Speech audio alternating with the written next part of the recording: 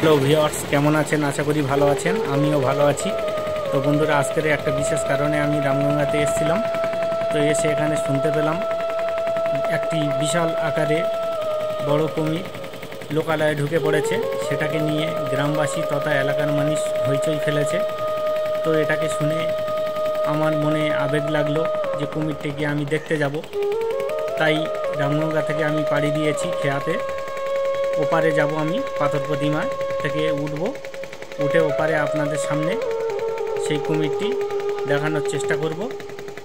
আপনারা সঙ্গে থাকুন, ভিডিওটি দেখতে থাকুন।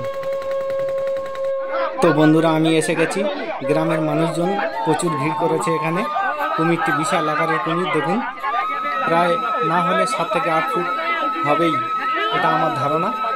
তো এখানে শোনা গেছে এক লোকালয়ে কাকুর বাড়িতে, অর্থাৎ কাকুর পুকুরে এসে এই কুমিরটি ছিল। তো আচমকা কাকুর উপরে আক্রমণ করতে আসে, তখনই চেল্লাচেল্লি করে, পাড়ার লোকজন জড়ো হয়ে যায়। তারপর বনকর্মীকে খবর দেয়, বনকর্মী এসে গেছে। দেখুন বন্ধুরা, কতগুলি ডিম পেড়েছে এই পুকুরে, এতগুলো ডিম ছিল এই কুমিরটি ডিম পেড়েছে। আমি স্থানীয় সূত্রে জানলাম হরিহরপুর গ্রাম, রাক্ষসখালী মৌজা, পাথর প্রতিমার ব্লকে এই ঘটনাটি ঘটেছে। তো এখানে সেই কাকুটি আছে। সর্বপ্রথম আমি সেই কাকুটির সঙ্গে কথা বলার চেষ্টা করব। দেখুন কি অবস্থা বাঁধা হয়েছে, বনকর্মীরা বেঁধে রেখেছে। বন্ধুরা, কাকু একটু সামনের দিকে এগিয়ে আসুন, আর ঘটনাটা কিভাবে ঘটেছে আপনি একটু খুলে বলার চেষ্টা করুন। তো ফার্স্ট সকালে আমি বাড়িতে এসে যখন পুকুরে মেশিন বসানোর জন্য আমি দেখতে গিয়েছিলাম প্লেসটা।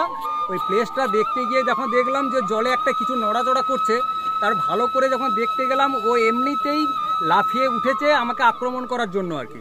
তারপরে পাশাপাশি লোকজনকে ডেকে আমি যখন আবার দ্বিতীয়বার গেলাম, তখন ও আক্রমণ করার জন্য আমাদেরকে তাড়িয়ে নিয়ে আসে এবং জল থেকে প্রায় 15 থেকে 20 ফুট পর্যন্ত উপরে চলে আসে আর কি। এইভাবেই আমি দেখতে পেয়েছিলাম। কাকু, আপনি কি জানতেন আগে থেকে এখানে যে কুমির আছে?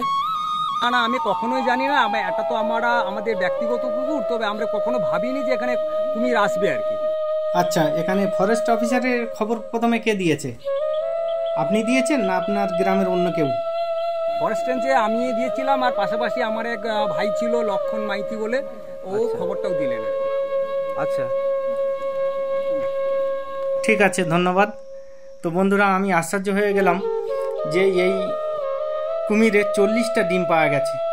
তো এই পুকুরের মধ্যে এই 40টা ডিম পেলেন কিভাবে? আর একটি কুমিরের পেটে এতগুলো ডিম হতে পারে কিনা, সেটা এই বনকর্মী দাদার সঙ্গে কথা বলে জানার চেষ্টা করব।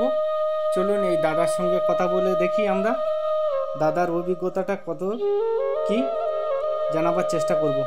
দাদা, এতগুলো ডিম কিভাবে পাওয়া গেছে আর আপনি কিভাবে জানলেন? আমরা দীর্ঘদিন ধরে প্রকল্পেতে কাজ করি, কুমির প্রকল্পতে।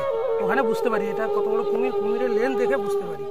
আচ্ছা আচ্ছা, তো 9 ফুট লম্বা কুমির, বিশাল আকারের, আর সঙ্গে 40টি ডিম উদ্ধার করলেন এই দাদাভাইরা, বনকর্মী দাদাভাইরা।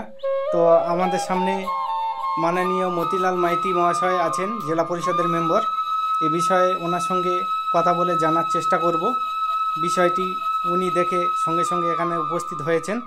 তো দাদাভাই, এ বিষয়ে আপনি কি বলতে চান? আমি আপনাদের প্রত্যেকে আমার পক্ষ থেকে ধন্যবাদ জানাই। সঙ্গে সঙ্গে এটা আপনারা জানেন আজকের আমাদের একটা শুভ দিন, এই শুভ দিন অর্থাৎ জামাই ষষ্ঠী। হঠাৎ করে আমি সকালে খবর পাই, তারপরে আমি যখন শুনতে পেলাম যে হরিহর বাবুর একটা বাস্তুর কাছে পুকুর লগ্ন একটা কুমির উঠেছে, আমি বাই ফোন করলাম, করেও আবার আমার আগে ওনারা ফরেস্টারকে খবর দিয়েছেন, আমিও ফরেস্টারের সঙ্গে যোগাযোগ করলাম। একসঙ্গে এসে এখানে দেখলাম যে একটা 8 ফুট 8.5 ফুট কুমির আমরা দেখতে পেয়েছি।